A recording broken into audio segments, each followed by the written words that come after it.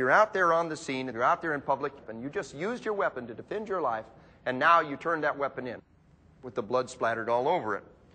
How do you feel? Naked. That's the word that keeps coming up, naked. Some of the departments have procedures where there's a direct exchange right there on the spot, and that's valuable. A sergeant, a lieutenant, a captain, the chief puts a hand on their shoulder and talks to them for a little while, makes sure everything is okay, and then says, did you turn your weapon in? Yeah.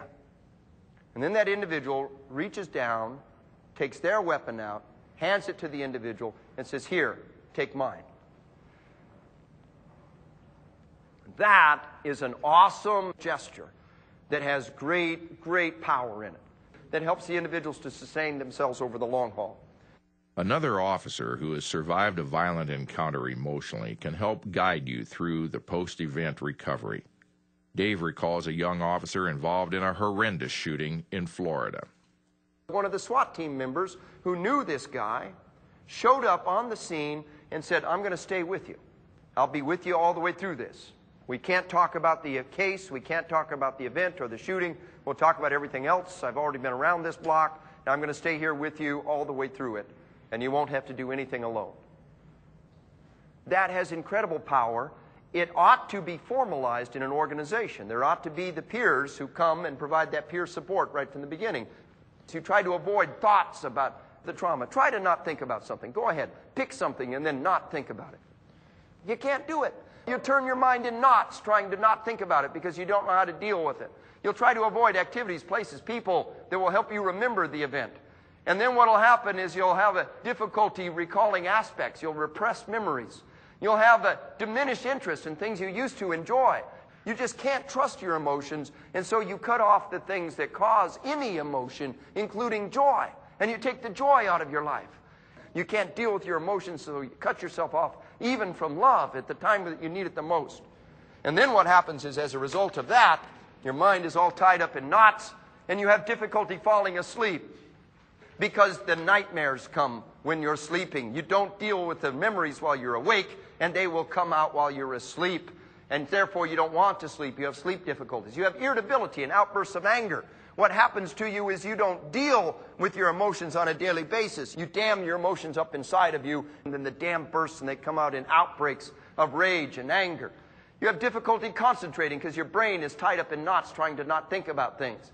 You've got the hypervigilance, the exaggerated startle response. All of us have nuts and bolts of this stuff, but if it lasts at least a month, and if it causes significant impairment or distress in some important part of your life, you've got post-traumatic stress disorder. There are a couple of physiological factors involved here. One important physiological factor is food. If you are malnourished, it can increase the possibility of post-traumatic stress disorder.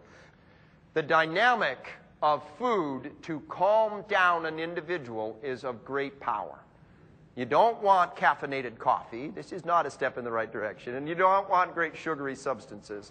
But if you can sit down and ingest food and participate in that process, you can get the midbrain, the little animal inside, tied up. Another factor is dehydration. Dehydration can make you exceptionally vulnerable. Finally, there is sleep. Absence of sleep is a tremendous, tremendous factor that will predispose you towards post-traumatic stress disorder. We got people out there that say, oh, I only need 4 hours of sleep a day. That's all I ever need. Well, that's like somebody standing up and saying, well, I only need a pint of water a day. I only need 100 calories a day. What a joke. Get that good 7 hours of sleep every night. Sustain yourself across the long haul. Immediately after an armed encounter, your memory of the event may be incomplete at best. This has been true for many officers. Dave offers suggestions for easing this temporary frustration, restoring your recollections, and learning from the event. And so what will happen is your memory retention immediately after an event will be low. After a night's sleep, you will regain quality information. You can expect to add information after a night's sleep. And the location will provide what we call memory cues. Memory is very spatial oriented. If I put you back in a certain environment, back to the scene, the memories can flood back inside you. The group debriefing provides the best input for the reconstruction. And if you really, really want to be thorough, Give the group a night's sleep and pull them back together 24 hours later. Maybe even do your debriefing on location and try to work through what happened. You can record the whole incident. You don't have to prompt them. What happens is sometimes they won't conduct the debriefing because they're afraid they'll contaminate their witnesses. Well, understand this. The human brain abhors a vacuum. If you don't remember what happened, you will fill in the gaps. If you don't have good, reliable data to go on to fill in the gaps and figure out what happened, your brain will be filling in the gaps day after day, night after night, and you'll fill it in with the garbage in the newspaper and the thing that your partner whispered in the locker room. The debriefing is critical to long-term survival, but it also will serve as memory cues. Oh, that's what you did. I remember when that happened, and when that happened, this is what I did. You can extract valuable information and insight. Your goal is to find out what happened. And the only way you're going to find out what happened ultimately is to bring that group together and work through what happened. The memory reconstruction is inevitable.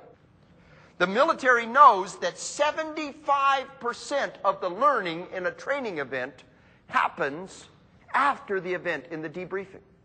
We have a thing called an AAR, an after-action review. What was your mission? Where did you go? What happened? What went right? What went wrong? What did you learn from it? And all the individuals get a chance to chime in. When we reconstruct the event, we understand what happened. You're losing 75% of the potential if you don't have that debriefing afterwards. Now, if you get that powerful an effect from a training exercise, how much more are you going to get when real blood has been shed?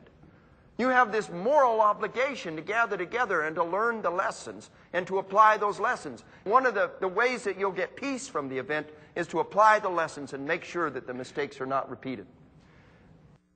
A thorough debriefing is one of several desirable activities after a shooting that Dave includes in a phenomenon he calls purification rituals. You and your agency alike should recognize the deep value of these options for validating your self-worth. Every warrior society has purification rituals. You have this ritualistic isolation of the warriors. And even if they just come home that night and the battlefield is just a little ways away, they have a tendency to isolate the warriors for a period of time. They may spend a day or two in ritualistic isolation, and they'll actually debrief themselves. There will be a ritualistic embracing back into the tribe. Your achievements will be honored, and the fallen will be mourned, and their achievements will be honored. And it is this powerful, powerful symbol by your civilization that says what you did was right, and we honor what you did. Ceremony with a capital C, ritual with a capital R. The first purification ritual is praise from peers and superiors, medals and citations. Warriors do not do what they do in combat for medals. They do it for their friends. That bond that they have with other individuals is so incredibly powerful that they will stand up and die for their friends. But afterwards, the medal and the citation is a physical talisman that your society gives you. And every time you look at it, you know that what you did was right and just, and your society approves of your actions. Do you have a monument to the fallen in your organization? If somebody loses their life in combat, are their names carved in granite somewhere? If you're not doing it, you ought to ask yourself why. How many have ever participated in a law enforcement funeral? Those things have got power. You put on your best uniform and you put the best you've got together and you come together as a group of individuals in a sense of solidarity and strength and unity. It is one of the most powerful and purifying and effective rituals and ceremonies that are out there today. I'm telling you that that ritual has great power and it should not be neglected. Perhaps the most intense of all the emotions that sweep over you after a deadly threat are the feelings you have when you survive, but another officer dies in the encounter. Now you may be tormented with a devastating sense of survivor guilt. What's important now is how you deal with this common response. Do you know what the first reaction of most human beings when they see violent death and destruction happen in front of them? Relief. And it wasn't you. It could be a very beloved friend who's just died, and your first reaction is, thank God it wasn't me. That could have been me. That's the midbrain talking. Totally focused on your survival. That's a normal human reaction. Now afterwards you look back on yourself. How does that make you feel? Guilty.